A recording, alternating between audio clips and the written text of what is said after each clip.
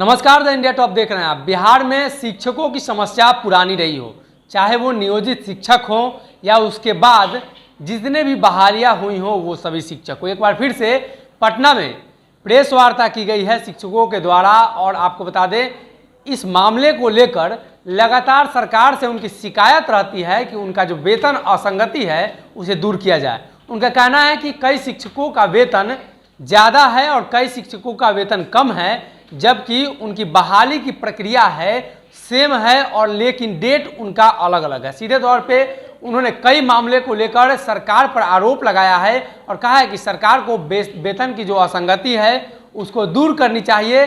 साथ ही साथ सरकार ने जो प्रधान शिक्षक की बहाली करने का फैसला लिया है, जिसका वेतन भी निर्धारित कर दिया गया है, जो बीपीएससी से बहाली किए जाएंगे, उस पर भी उन्होंने करारा हमला बोला और कहा कि ये हम लोगों के हकमारी है। और सबसे पहले ये खबर थी कि 50% हम लोगों में से कोई लोग ऊपर जाएंगे, उसके बाद 50% लोगों की अलग से बहाली होगी। लेकिन एक बार फिर से सरकार ने गाइडलाइन जारी किया है तो उन लोगों में काफ़ी रोष है। उनका सीधा कहना है कि अगर सरकार हमारी बातें नहीं मानती हैं तो हम लोग सपरिवार सड़क पर आएंगे और सरकार के खिलाफ आंदोलन करेंगे। आप ये वीडियो देखिए क्या कुछ कह रहे हैं शिक्षक के द्वारा आज के प्रेस कॉन्फ्रेंस में।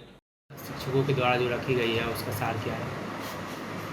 आज के प्रेस वार्ता का मुख्य कारण है कि सरकार द्वारा जो हम लोगों से वादा किया गया उसका वादा खिलाफी हो रहा है। इसमें पहला मुद्दा है कि सरकार अभी जो हम लोगों को वेतन दे रही है उसमें बहुत बड़ा वेतन विसंगति है। 2014-15 के नियुक्त शिक्षक हैं उनको कम वेतन मिल रहा है और 2016 में जो नियुक्त शिक्षक हैं उनको ज़्यादा वेतन मिल रहा है। इसका मुख्य कारण है कि सरकार पीछे से जो 3 साल पर 2006 से जो नियुक्त शिक्षक हैं वहाँ 3 साल पर एक इंक्रीमेंट देते 2015 तक आई और 2016 से वार्षिक इंक्रीमेंट कर दी।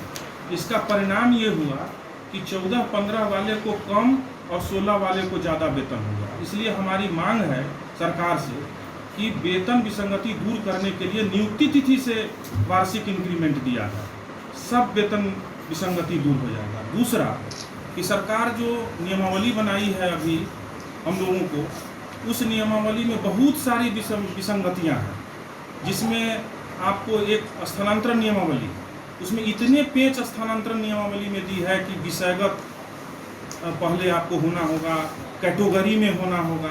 ये तो सरकार स्वयं कर सकती थी। ये मान लीजिए जो शिक्षक वहाँ जनरल से यहाँ जनरल में आना चाहते हैं तो यहाँ का शिक्षक जनरल में ही होना चाहिए और वो अंग्रेजी विषय के वहाँ है तो अंग्रेजी ही विषय में आना चाहिए। यदि वो कैटेगरी में आ गए, आरक्षित कैटेगरी में आ गए तो उनका नहीं होगा। चाहे वो आरक्षित कैटेगरी वाले ही आना चाहेंगे, यहाँ जनरल का सीट खाली करेंगे। तो इस तरह से सरकार ने इतनी पेचें लगा दी है उसमें जो स्थानांतरण भी नहीं हो पा रहा है।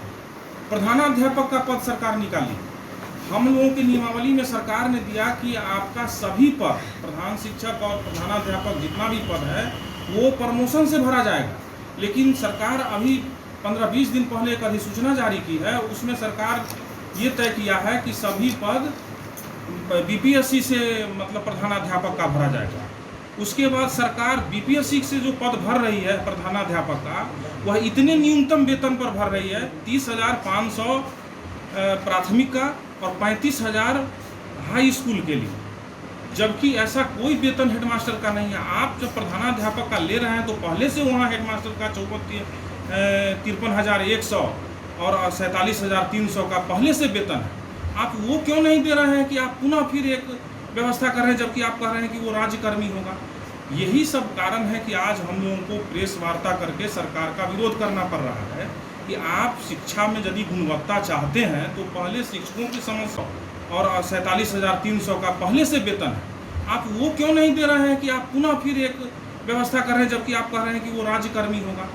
यही सब कारण है कि आज हम लोगों को प्रेस वार्ता करके सरकार का विरोध करना पड़ रहा है कि आप शिक्षा में यदि गुणवत्ता चाहते हैं तो पहले शिक्षकों की समस्याओं को सुनना पड़ेगा। आप एक तरफ कहते हैं कि हम गुणवत्तापूर्ण शिक्षा के लिए काम कर रहे हैं और दूसरी तरफ आप शिक्षक को आर्थिक, मानसिक और शारीरिक वहाँ शोषण कर रहे हैं, तो ऐसे नहीं चलेगा। इसीलिए आज हम लोगों ने ये प्रेस वार्ता आयोजन करके सरकार को ये मैसेज देना चाहते हैं कि सरकार जल्द से जल्द ये सभी जो हमारे मामले हैं इस पर सुनवाई करे, इस पर सुधार करे, नहीं तो फिर हम लोग आंदोलन। स्थानांतरण को लेकर सरकार ने एक बयान जारी किया है, कल ही का बयान है शिक्षा मंत्री का, कि जो त्यौहार आ रहे हैं छठ दिवाली, उसके बाद इस पर फैसला होगा और उसके बाद जारी हो जाएगा काम। नहीं तो वो जो स्थानांतरण की, जिस स्थानांतरण नियमावली की वो बात कर रहे हैं, वो स्थानांतरण नियमावली में वही हम आपको जो पेंच बताए हैं वो पेंच लगा करके बात कर रहे हैं। जो दिव्यांग शिक्षक, उनका कहना है कि नियुक्ति के समय में वो दिया था, नियुक्ति उस पोस्ट पर नियुक्त हुआ है वही दिव्यांग माना जाएगा, जबकि सर्विस करते हुए, आपके सेवा में रहते हुए कोई मान लीजिए दिव्यांग हो गया तो उसको ये दिव्यांग नहीं मान रहे हैं। मतलब क्या ये नियम है? हम उसका विरोध कर रहे हैं कि आप अपने उस नियमावली में संशोधन करिए कि आप जो ये कह रहे हैं स्थानांतरण जो होता है कहीं भी कैटेगरी वाइज, आज तक स्थानांतरण किसी भी डिपार्टमेंट में नहीं है, सरकार इसी में कर रही है। तो हम उसका विरोध कर रहे हैं कि आप अपने नियमावली को संशोधित करिए और स्थानांतरण आप एक बार या 2 बार जो भी संभव हो, कुछ ही लोग हैं जो दूर दूर हैं वो आ सकते हैं नज़दीक, उनको आने दीजिए, चूँकि आप तो सब पंचायत स्तर पर इसका ले रहे हैं। उसी प्रकार से अभी प्रधानाध्यापक का आपने सूचना जारी की है, उसके लिए आपने मीडिया के ही खबरों से है कि 30,500 और 35,000 ये फिक्स करने जा रहे हैं। हेडमास्टर का पद है, बीपीएससी से परीक्षा ले जा रहे हैं। कहाँ ले जा रहे हैं शिक्षा व्यवस्था को? आप कहाँ ले जाना चाहते हैं? ऐसे ही तो आपने एक कैडर खड़ा कर दिया है नियोजित शिक्षकों का, और फिर आप क्या ही बना रहे हैं हेडमास्टर का पद। लगता है सर कि आपको बात सुनेगी सरकार?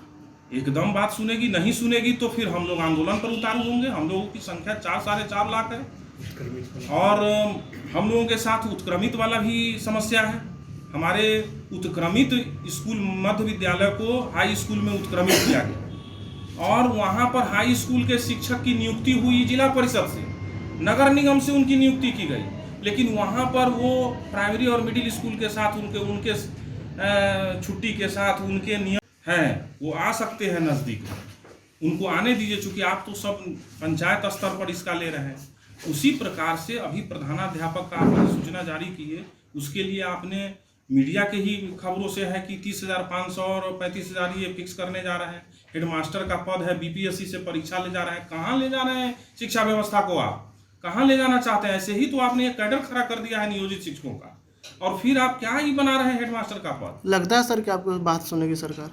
एकदम बात सुनेगी, नहीं सुनेगी तो फिर हम लोग आंदोलन पर उतारू होंगे। हम लोगों की संख्या 4-4.5 लाख है और हम लोगों के साथ उत्क्रमित वाला भी समस्या है। हमारे उत्क्रमित स्कूल मध्य विद्यालय को हाई स्कूल में उत्क्रमित किया गया और वहाँ पर हाई स्कूल के शिक्षक की नियुक्ति हुई जिला परिषद से, नगर निगम से उनकी नियुक्ति की गई, लेकिन वहाँ पर वो प्राइमरी और मिडिल स्कूल के साथ उनके छुट्टी के साथ उनके नियम के साथ उनको चलाया जा रहा है। हमारा कहना है कि वो दोनों अलग अलग है, आपका नियोक्ता अलग है, उनका व्यवस्था अलग है, उनको अलग रखिए, उनका प्रभार उनको दीजिए, उनका प्रभार उनको दीजिए। आप क्यों मतलब इस तरह से उनको ये कर रहे हैं?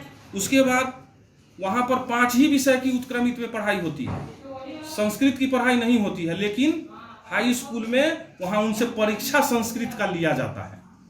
जो बच्चे उत्क्रमित हाई स्कूल में एडमिशन कराए हुए हैं, शिक्षक वहाँ 5 विषय का नियुक्त होता है, लेकिन उनको परीक्षा देना है 6 विषय का, जो मैट्रिक बोर्ड लेती है।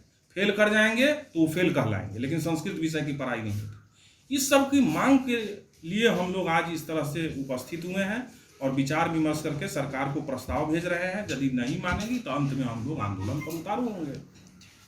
आपका नाम सर? शिवेंद्र कुमार पाठक, प्रदेश संयोजक शिक्षक न्याय मोर्चा।